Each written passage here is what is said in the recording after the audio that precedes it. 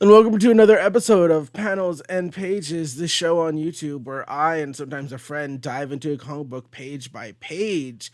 I'm Noah. Hi. I haven't learned how OBS Studio works, even though I've done at least 10 minimum episodes. Today we have the lovely guest, my biological father, Diego Crespo of Waffle Press and editing fame. Diego, thank you so much for being here. Thank you for that introduction. I don't know why I am of editing fame. Well, because you're a very good editor. I don't think that's true. I think I'm like I think it's competent. What have I what I have I I edited? think it's What have I edited crazy. I that think you've it's seen? crazy that you're invalidating my opinion. Yeah, but no, but I like think what have I like what? I don't edit a Diego, lot. people ask you to edit their shit, and I'm trying to plug you as a viable source to get hired. I no, that's Gene. Yeah, that's what you Well, get that's started with Gene. friends, and then the word of mouth carries, and then you get a coke addiction, and then somebody from Paramount No, notices you, and then you rise up the ranks. That's how this works. I don't think that last part should be accurate. Well, you know what? You don't we don't have to worry about coke addictions because we're not talking about that today. How are you Also, doing? we don't How's it have them. going? We don't have them. At least not I'm us. good. I'm good. Thanks for doing this a little earlier Of today. course. Thank you for Yeah. just coming on board because today we are talking about Ultimate Spider-Man number 3. We're still at it. As everyone who I've had like a small repeat audience, so thank you, small repeat audience. As everyone who watches this knows that I just use this show as an excuse to talk comic books with friends. So I'm very excited to talk about this third issue. Uh let's just unless is there anything you want to say to preface this, or should we just dive right in? Let's just dive in Let's because just there's dive stuff to talk in. about here. I didn't see this cover last time because like we talked about it the other time. Like I going into this super cold Hmm. every issue. I'm not reading rumors or anything like that. Hmm. Um, so it was exciting to see Bullseye. Like it's just straight up Bullseye, like with a more like kind of cybernetic look, but Hmm. still like very Bullseye casual. Yeah, like you Um, can see he has knee pads and like some boots Yeah, on. the glowing blue eyes are like a nice touch. It's like it tells you that this one's a little different. Like there's this trend to trying to make like every comic book character, like especially superhero, supervillain stuff, like more quote unquote grounded. And what that Hmm. means is more tactical, and that can Hmm. get a little dull and boring. And it was what I was concerned about with Green Goblin, and then we're gonna get into why it kind of works here. Hmm. And then the Bullseye one, well, it's like it's we'll get into it too, but like there's a different like angle with Bullseye here. Hmm. It's he's a gun for hire, but he's like he's not just like he's not local. We'll say Yes. he's a big deal right now, Hmm. or is at least connected to very big deals. So it's like okay, they have to like up this guy's ante, so Hmm. he keeps stuff in check. Like it's not. There's a purpose behind the design. It's not just, oh, Yeah, we need to it's do not just like this. make it more realistic Hmm. or whatever or something stupid. And you know what? That design really fills you into what this character's background is without having to do too much work. But we'll get all into that when we get to them. But that is the cover. We cut to the first page. Once again, this comic is every time it's released, it's matching up with the month. So, based on how it ends, I don't know if they're gonna do that. Like, if we're in April, is it gonna be April again? But I'm not sure. But we open to one half of the Parker family. MJ looking beautiful as ever. I love this artist. She looks great. She is talking to her son, and they're like, oh, they're being very sketchy. And then we cut to Peter and his daughter, and they're doing the thing that's like, oh, this whole scene feels like I don't know if the writer has yeah, if Hickman has a family. If he does, I feel like he just recorded them for 5 minutes and just slapped it on this page.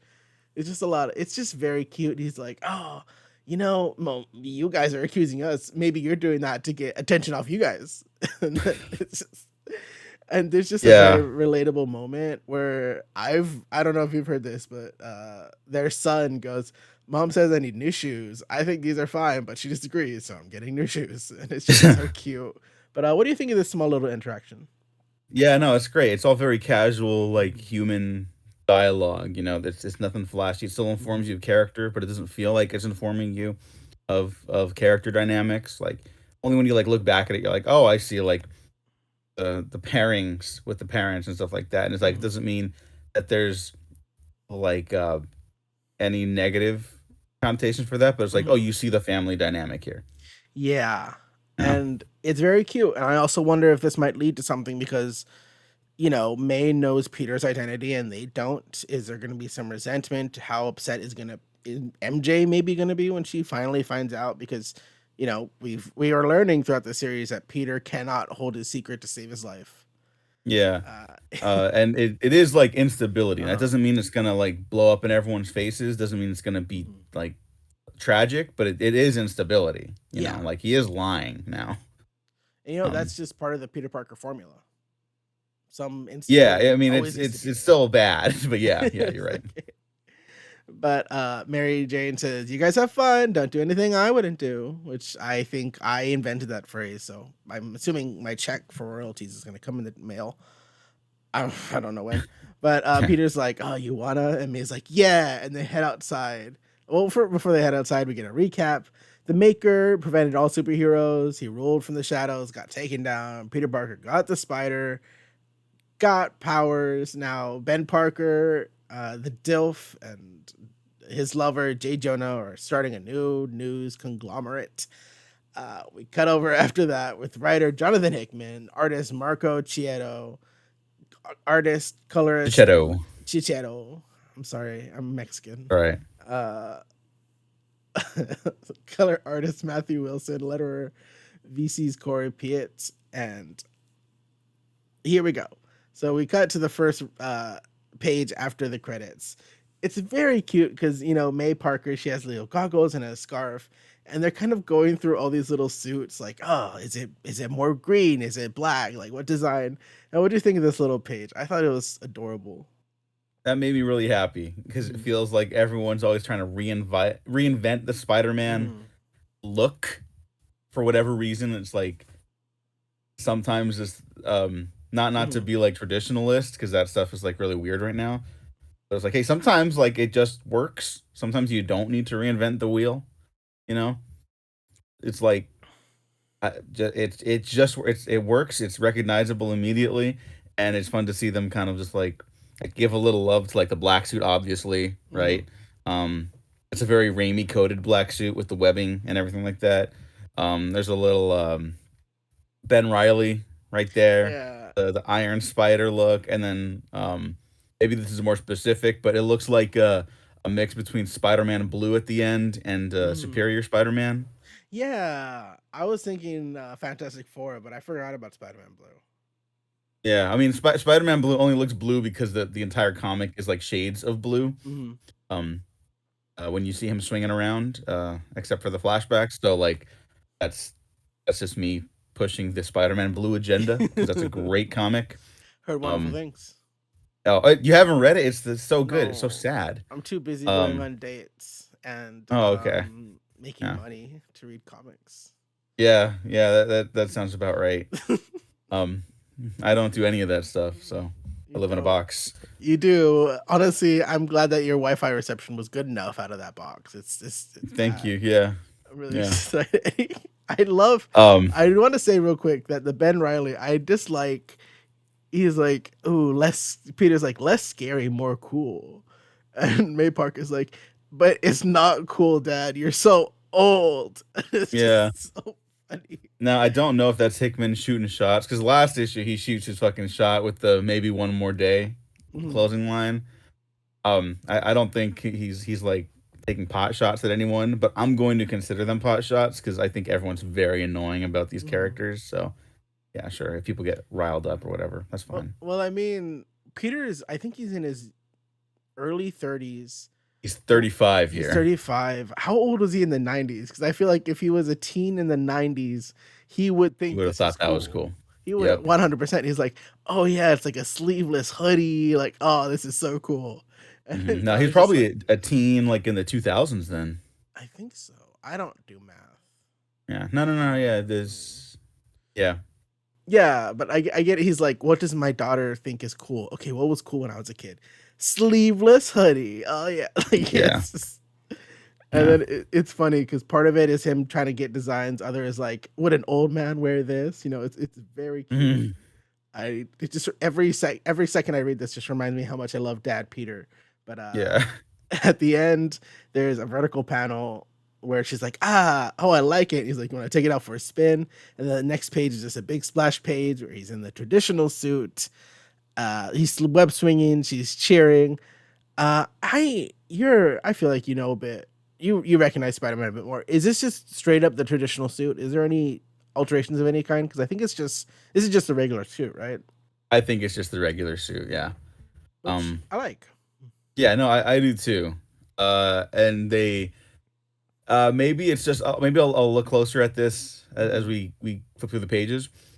But it looks like they got the black and the blue in the shading Mm-hmm. areas, and that was like this is just a super nerdy thing, and this was just a printing process from back in the 60s and Yeah. 70s. Like the blue and the black, like blue and black had a lot of crossover, just like from the inks and the printing. Mm-hmm. And so here it maybe it could just be like, oh, this is just shadows against the blue, Yeah. but it's also nice to think like, oh, like maybe that's intentional, like we're really throwing it back, but Mm-hmm. in an entirely new context.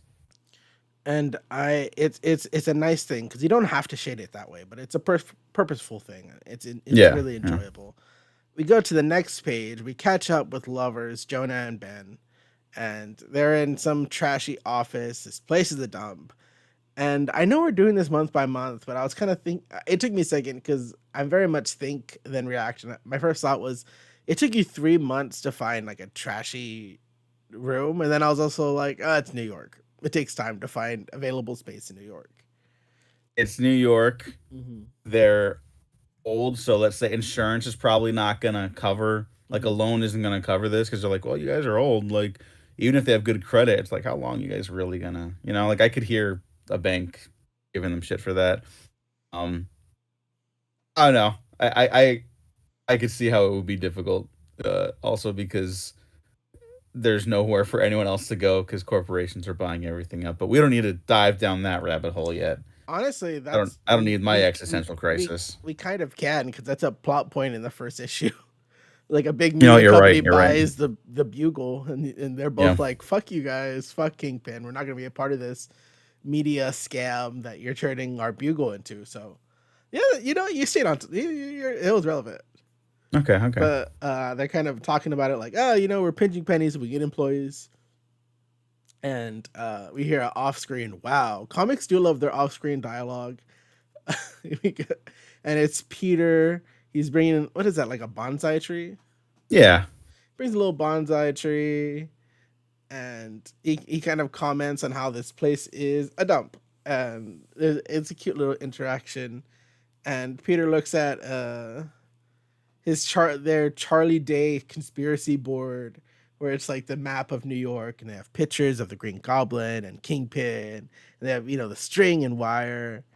And I kind of want to I want to try to zoom in, like, who is that map of New York? Who's that? Is that the Kingpin's wife? Is that like crime scenes? Like, it's fun just zooming in and just kind of looking around.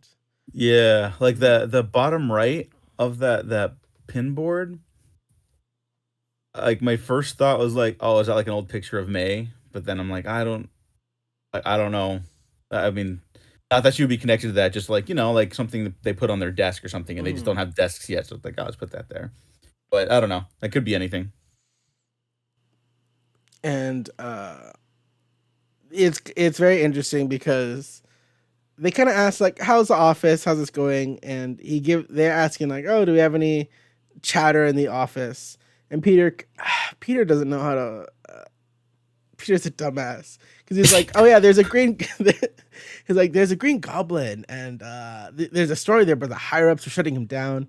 Instead, they're pushing stories about a guy in a black suit, which I get because he's extremely photogenic, and to me, he seems a more compelling and dare I say, charming character." And they're just staring at him. He's like, "Just my opinion." And Peter, you're such a dumbass. He's the stupidest man. He just is. If my friend came to me and like we were in this situation, they're like, "Oh yeah, that guy's like really cool and beautiful and like smart," and like I would just think instantly like, "Oh, it's you. Yeah. That's you." And it's just so bad. And Peter, big old goof. I just love the way everyone emotes in this series because you just look at Jonah and Ben's face and they're just so like, "What's wrong with you?"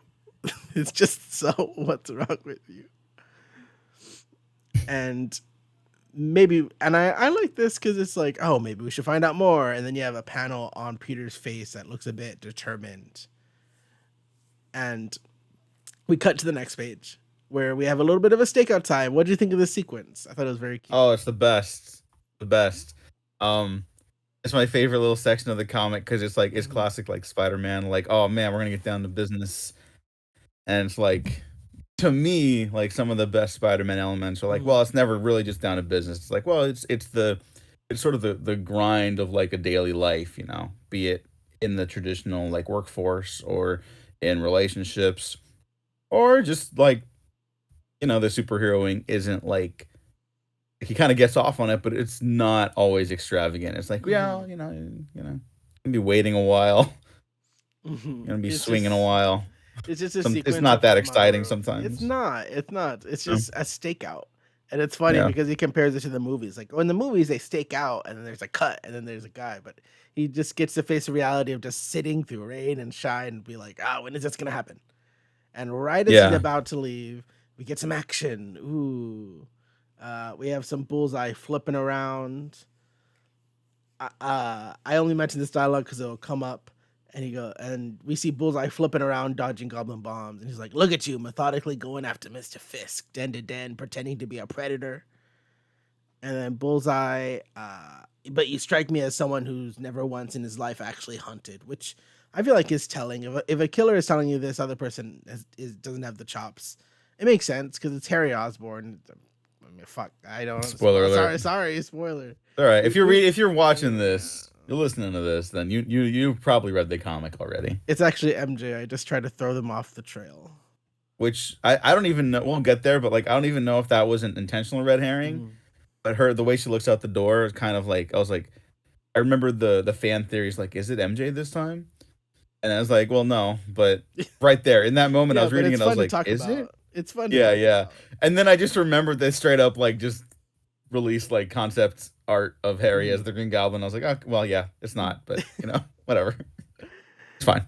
But Bullseye throws a card. Bullseye, for those who don't know, is an assassin. Well, I don't. He's an assassin who can He's turn an anything into a assassin. weapon. Yeah. So he's Gambit should honestly sue him for stealing his playing card stick. Actually, I think Bullseye came first. So, but Gambit has Also, no is there money if he Gambit gets in this sued. universe? That's true. Yeah. Also, if he sues Gambit, Gambit has. I think he has no money. I don't think he has any money, so I don't think that's gonna work Yeah, out for him. he's a little vagranty. He's Yeah. great, but he's a little vagranty, so Rogue it's has a fine. bank account. Rogue will she'll bail him out. Yeah. But he shoots. He throws a card. I'm very giggly this morning. He throws a card at a goblin bomb. Our goblin flies off the glider, hits some construction materials. He's like, "Who are you?" And Bullseye responds, "A killer loose in the world, an actual predator in the wild." And they have a bit of a talk, and they're fighting. And Goblin's like, "Oh, you're nothing but a pet on a leash." And Bullseye kind of hints, as we were talking about earlier. He's like, "Oh, you think I work for Fisk? Fisk is a puppet. I work for the real power, the masters of the world." And I think that is very alluding to the makers, companions, those who control the world. I don't know if you've ever seen. There's like a map of this universe's world. It's very interesting because there are a few countries that are largely unchanged, but there are that just like cover. I think there's one that just covers China and Japan. That's just like the something conglomerate. You know what I mean? So it's very Oh no, I interesting. Yeah, haven't seen any of that. I'll send you the map. It's very interesting how Yeah, they're yeah, placed please. sparse out. There's also a very interesting like right in Africa. There's like a black square that's like unknown, and you're like, oh, that's Wakanda. Hmm. So it's very interesting. I'll send that to you later. But he's a part of the Yeah, yeah. people, the secret society. Everyone who believes in the secret society is just screaming right now. They're so excited. They're like, yeah.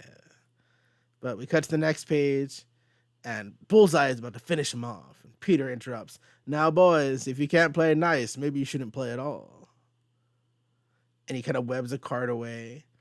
And all his quips, the few quips he's had, they're very dad coded, and I like that.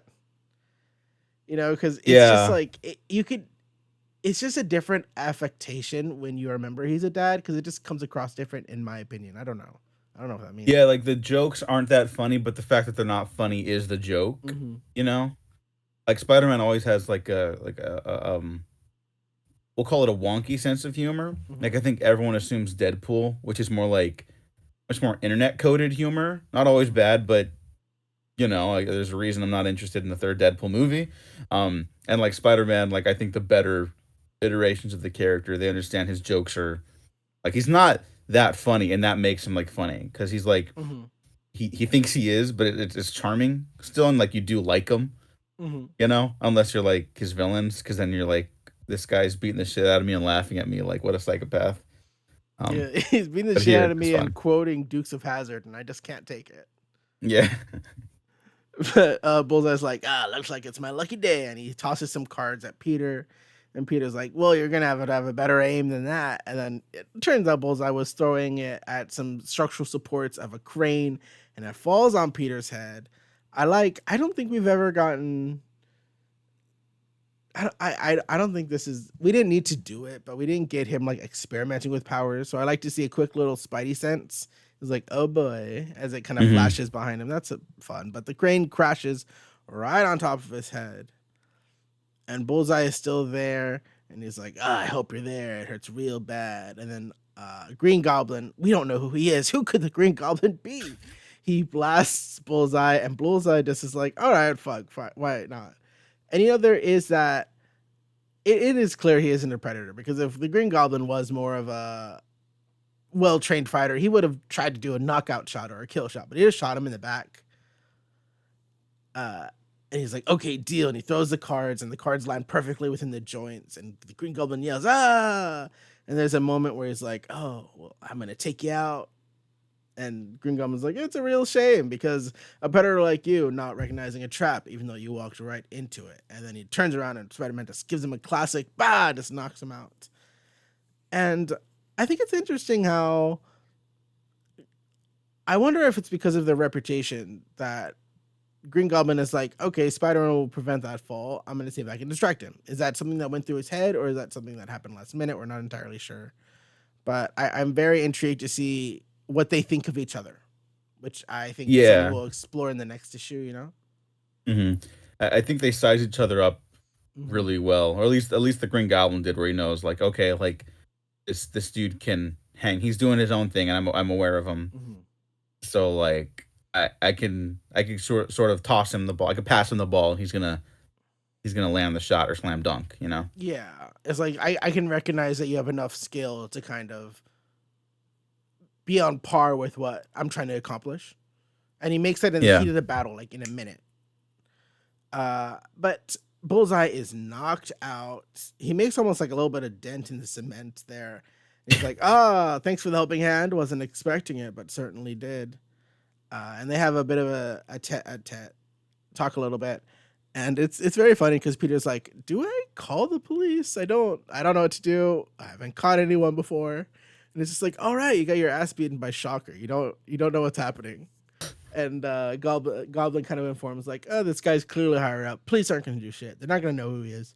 So he attaches him to the Goblin glider. And it's kind of interesting because Spider-Man asks him like, then what are you going to do? And Goblin responds like, same thing as every day. What needs to be done, a place for everything and everything in its place. And I feel like a younger Spider-Man would kind of jump to conclusions, maybe be like, wait, you're going to kill him? You're going to like hold him hostage? Like, what are you going to do? But this Spider-Man's just kind of like, okay, like he's not trying to stop him as the Goblin Yeah. Rider takes Bullseye away. He's not gonna be like, what are you doing? Like, there needs to be due process of the law. He's just like, okay. I also think just like Mm-hmm. to get incredibly political, like just nosedive right now.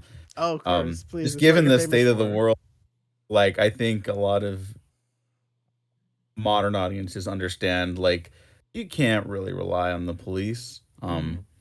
And I think whatever this turns into in the next issues, like it's a like kind of a universal truth where it's like, you probably don't need to call the police for Mm-hmm. everything. Is what else that's I'm trying to dial it back. You don't need to call the police very often. Yeah, um, we're fine. you're not going to get a lot of you're not going to get help. Hmm. Um, they're not there to help us, and yeah, I think it's a more relatable dialogue for today. Yeah, and the police are probably owned by Fisk, so we don't need to go into Yes, that. exactly. Yes, in our world too. There's a yeah, there is what's that actor that plays Wilson Uh, Fisk in the MCU? Vincent D'Onofrio. Vincent D'Onofrio does actually own the police in every city, so I'd believe it. That that's dude, that true. motherfucker's so large. He just shows up to every police precinct. He's just like, "This is mine now," and then everyone just is like, "All right, fuck, all right, you're You fine." embarrassed me in front of Vanessa. He just beats the rookie to death in front of everyone. Anyways, the Green Goblin is like, "That's an interesting suit you have there. I bet some people think it's really cool." And Spider-Man responds, "Because it is cool." And Yeah, he says right there. that, You knew it was gonna happen, right? yeah, Yeah.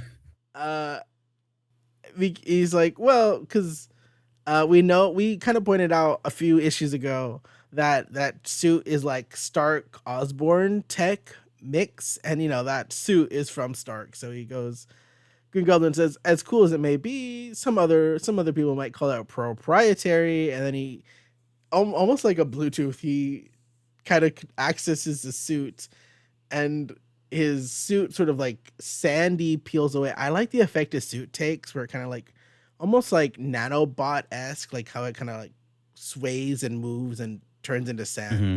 But it recedes back into itself and it shows his face.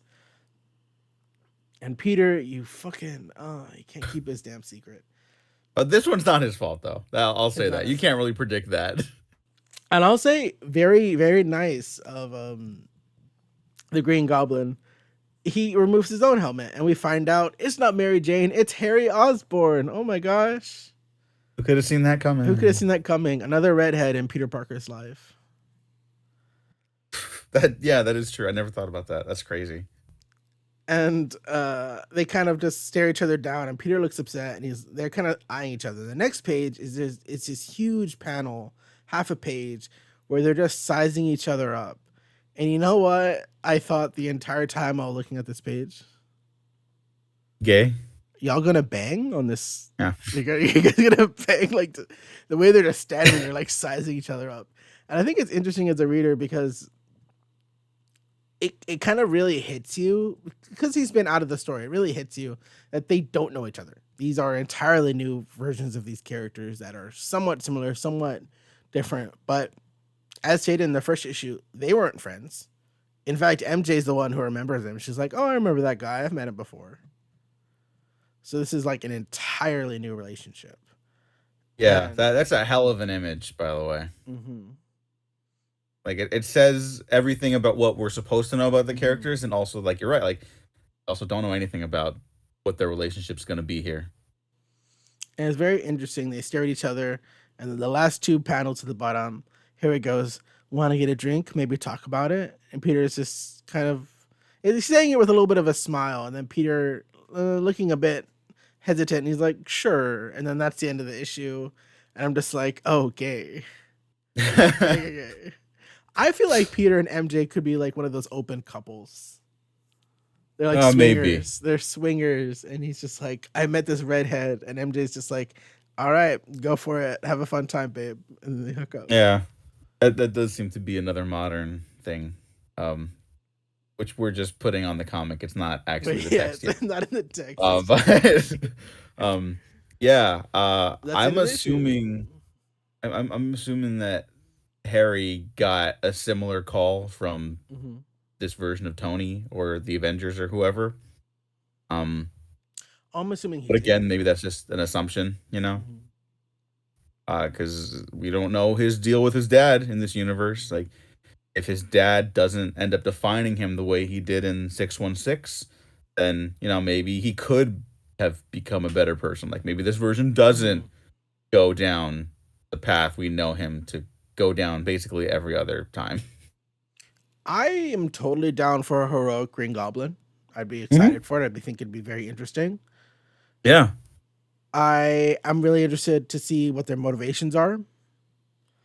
and how they kind of mesh, and really what you said, like how his father influenced him, because his father's influence, the fatherly influence on Harry is always a big thing to kind of work on with the character. I think I know him most. I don't know him that well from the comics. I know him very much from the Sam Raimi movies, which whether or not you like James Franco, I thought he did an interesting thing with his own living up to his own father's legacy and the pressures there, and how his father treated Peter more like a son, and kind of the pressures all around. And I thought that was an interesting version of Harry, and it's really the only one I know. I don't know Harry Okay. from the comics because it's just been such a long time since Harry's been in comics. You know.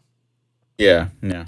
Yes, Franco the person, we don't need to get Yeah, into, we don't but know. fuck that guy. The actor, he's very good in those movies, especially in Spider-Man 2. He's perfectly like pathetic in that movie. Um, but that yeah, that character like it's such a hard character to kind of pinpoint because there's at some Hmm. point people stopped being able to like this is not a surprise. They stopped being able to like evolve the Spider-Man characters, and when they stop being able to do that, the supporting cast kind of stalls out. Aunt May hasn't been interesting in forever since she died and was brought back to life. Hmm. MJ is just all over the place in 616, right? Like not it's a fictional character, it's not their faults. It's the what the writers have been allowed to do with them. Hmm. And I just have to use this moment to also like rant and complain about how like I saw someone on Twitter like someone with like a decent sized following being like, so I heard they made Spider-Man middle aged and have like a wife and kids, and like, wow, way to steal that from the kids too, boomers, or whatever. Like I'm paraphrasing, but that's basically the cadence they had, and it's like we don't get that. Like this isn't really for like the older generation. The older generation is the one that wants Peter to never change, like the wish fulfillment, like eternal youth thing. This one is much more compelling because it's stuff we've never dealt with before. Hmm. Like seeing him actually like have to step up while having the like what's the greater responsibility than raising a family, like Hmm. great power and responsibility. Like it's just the metaphor exacerbated, which is like such a fucking obvious route that they just never committed to in mainstream comics until now. So I think it's a long-winded way of saying that I think the way these characters can remain relevant and interesting is basically just by doing stuff like this. It's like keep pushing them and their original like narrative intentions forward. Like don't just settle with what you're familiar with because Hmm. Harry kind of has like a shelf life as a character. I think he tends to or has started to represent like what the problem is with modern comics and his father too, Green Goblin, because Green Goblin's also just like all over the place. Didn't they just do like the Gold Goblin or something like that because he was a hero Oh for a yeah, bit? he was trying to be a hero. We don't need to ever talk about Yeah. it And it's ever like again. because these characters can never truly end Hmm. so long as like these big corporations are like don't change anything, just give me more IP. Like it's gonna be boring and dull. This is genuinely something new and like an exciting Hmm. dynamic that people are not familiar with. Um And it's funny because I feel like that's the greatest detriment to comics. I'm especially going through that right now because of the X-Men, uh because they were people were coming out of the closet. Everyone moved to an island. Like there were so many titles, so many things were being explored, like sexuality, disability, race, religion, like so many things. They're living on an island. And now I like X-Men 97, but now that Deadpool and Wolverine and the X-Men cartoon and they're doing X-Men, everyone's moving back to the fucking mansion. The island is done. There's literally pages. They're moving back to a mansion. I'm just like, I will jump into that universe and burn that shit down to the ground myself. I am so tired of that mountain, of that mansion. I'm so tired of it. You know what And else it is too? Like, mhm, because I totally see where you're coming from, and I'm generally in agreement too. I think like everyone wants to tackle the stuff like, oh well, I know the X Men Mansion, I love that stuff. I would love to write that too, and then we can get to the next thing. And then if everyone's like doing mhm, that, and of course that's the stuff that the corporation is going to green light, then yeah, it's going to be like, well, I want to do my version of that, and it's like, mhm, well, we already have that. Do something else, mhm, and they're not going to green light that and it's so fucking ridiculous. And then you're gonna get Deadpool and Wolverine like hopping through universes of better movies or something like that. That's not true. There's some fucking bad X-Men movies, but like, like I bet the movie's even gonna be fine. I'm just like annoyed at Mm-hmm. it. Just Um, annoyed at. I feel the same way. Like I'm sure it's gonna be good. I'm sure it's gonna be a fun time. I'm just I like, didn't say and good, but I think it was probably gonna be good. I like the first one. I never saw the second one, but I like the first one. the But first one is like shockingly good for someone mhm. who does not give a shit about Deadpool. I was like, yeah, it was pretty good. But I don't like its existence. I'm just like, Yeah, why you shouldn't be here. Apologize, Mr. Reynolds. I know he's one of our 30 watchers. Uh, yeah. Sorry. it's okay. I I like you respect as an it. actor. I think you should come back as Green Lantern. Don't listen to them. But Hey, not a bad choice at the time. yeah, at Not the his fault. time, I mean, it's interesting. His career's been interesting, but that's a whole other discussion. But Yeah. yeah, not a bad choice at the time. But yeah, it just sucks. Comment. I'll fight that Twitter. Go looping back to the tweet you referred to. I'll fight that guy. Let's just try new things. Let's have fun. Why do you have to complain about something that people have been wanting for a while? I don't know. I don't know. People It complain feels about like that person's responding like from a place of like somewhere we would have agreed with like a year ago, it. Hmm. where it's like, oh, they're not doing anything interesting with Spider-Man. Like just straight up like someone who hasn't read this comic. Yeah. And they're responding to like you see this a lot with anything nowadays, or like there's a vibe about like a genre of something or like a type of video or TV show or movie, comic, whatever, right? And because the air around it is so bad, it's like, oh well, that's and then they'll use straw man arguments to get mad about something that maybe they even have like Hmm. a right to be mad about, but it's like wrong target. You know what I Yeah. mean? You know, where it's like for example, like this is way different in some ways, but like I think like the Snyder cut is like a Hmm. pretty good, even great movie with like Oh, it's fantastic. asterisks. Yeah, with like asterisks, right?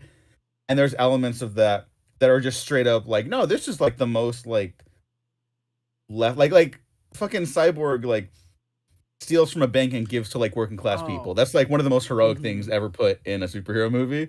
And people will then see another element of the Snyder Cut and be like, oh well, that's why Zack Snyder doesn't care about people or something like that. And it's like, I don't know. I don't care. I sometimes like his movies, I sometimes don't. Hmm. But it's like the argument doesn't really the traditional anti-Snyder argument doesn't fit that movie. Hmm. Now it maybe fits stuff like Sucker Punch or 300, Hmm. which I know a lot of people still like. But you know, it's like wrong target. I've Like never seen it. fucking yeah. It's pretty well directed. Okay. Yeah. But yeah, it's funny because I'm sure part of it is intentional, setting up these straw man arguments to be upset about things without staring at a piece of art as a whole. And I'm sure some of it's intentional, and I think they don't even realize that part of it is unintentional because people just. I hate saying stuff like this because it makes me sound like such a snob, but people just don't think about things critically. Is that is that is Yeah, no, that is I that think you're bad to right. say? No, no, I think it's true. I think some people Mhm. like because the internet and social medias tend to My dog's like they barking. they let people respond like Give off me the one cuff. second. I'm sorry. Yeah. It was over. Okay, Okay, hello. sorry about that. I was back. I'm back. You're good. Sorry. But No, no, it's okay. 1 second. But anyways, Okay. that's why Tubi is gonna save the streaming industry. Whatever we were talking about, I forgot what we were Did talking you about. did you see that tweet too? No, what was the truth? That was a real tweet. Was And it? I I don't was joking. I I was not. I have not seen. no, no, no, yeah, yeah. Like you know what? That there's weird hangups with everything. If there's a platform for people to share their work and get paid regardless of my interpretation of its quality, like it's kind of the dream, you know? Is what streaming services were meant to be. I don't Now it's know just about turning that, into but it's cable. what they It's just could turning. be. It's what they could be. I genuinely think it was just the anyone who's seen Glass Onion knows like about the disruptor thing, and it's Mhm. like that's whatever people feel about that movie. That's a very accurate assumption of like how all these tech bros think and Silicon Valley cum dumpsters. Um, I don't know where that insult came from, but well, I don't even remember what I was saying about Spider Man, but I don't know. Spider Man's cool. It's good. Let Nice to Spider-Man like it. change. It's good. Stop being bitter about your perceptions and just let people try new and exciting things. I Yes. guess. Anyways, what do you think of the issue? Just a quick recap. Love the issue, hate it. Oh, I mean, I loved I it. loved it. I feel like it's of the same like quality as the last one, where it's like that first issue, it's just such a fucking like lightning bolt to like Mhm, an industry that if nothing kind of reaches that for a bit, like I'll be cool. mhm, This is another like really rock solid like B+ issue. mhm, Like God, it feels good to like this stuff again. Zero qualms or concerns or anything like that. Just like, yeah, this is where these things should be at. mhm. You know, And I like hope this quality just maintains and keeps on going. yeah, yeah. But And they're clearly in it for the long haul mhm, because it's like there's a lot of stuff set up that they're kind of trickling out. mhm, Um, and I'll be there to see it, but I'm like, oh, I'm gonna be here for a while. mhm. Which generally I would be like, fuck, just fucking get to the point. And now I'm like, oh, this is exciting. I don't know what this is, you know? I know this is such a first world problem. I know next issue has a guest artist, Oh, and okay. the art isn't bad. It's not bad, but it's just so radically different from the Chichero Mhm. pencils that I'm gonna need that month to shift my brain into it. Just because I love the art so much in this book, I'm gonna need like a Mhm. minute to like, okay, it's different art because that's such a first world problem. But it's one I have when I'm reading comics and stuff. Because I'm just Well, like, is there like a reason for that? Like I story I wise haven't or like looked. production wise? I think it's production wise. Okay, yeah.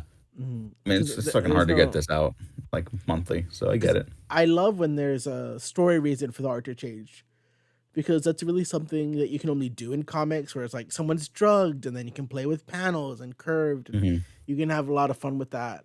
That you can only really do in comics. That you can of course try to translate, but it's like a special thing in comics.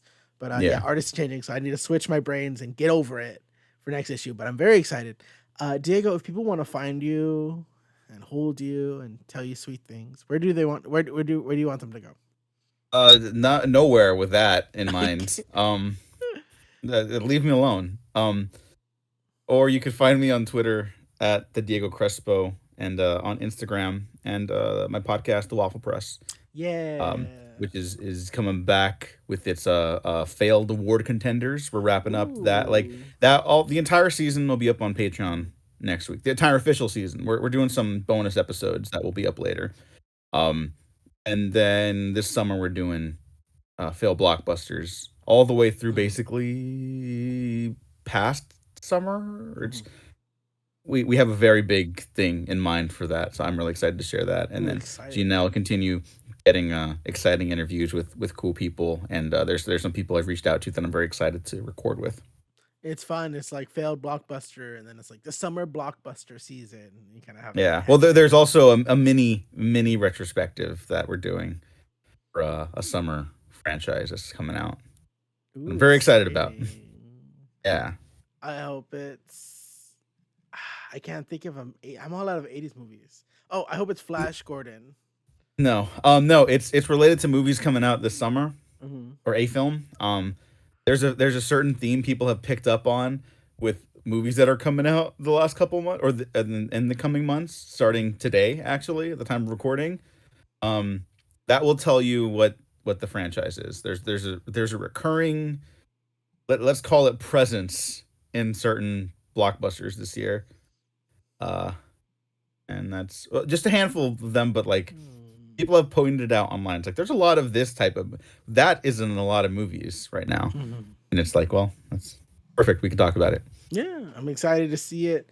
You can find me and my work. If you want to hold me and hug me sweetly, just DM me, and I'm very lonely, so I'll say yes immediately. Otherwise, you can find me at Noah is Garcia on TikTok, Twitter, Instagram, and Letterbox. I have 3 movies on there. Oh shit, I need to review Dune too. Yeah, Oh my god! you If could it use was, my rating system. I will. What's your rating system?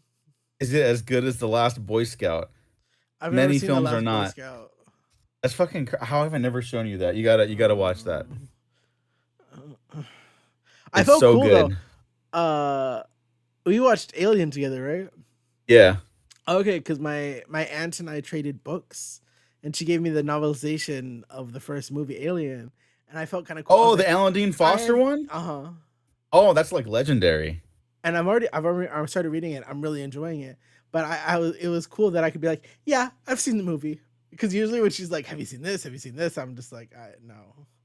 But I Yeah, you're felt kind of welcome. cool. I could be like, I've seen this. But yes, thank you guys so much for watching. I'm so sorry. Goodbye. Bye, Jonathan Demme. Goodbye, Jonathan Demme.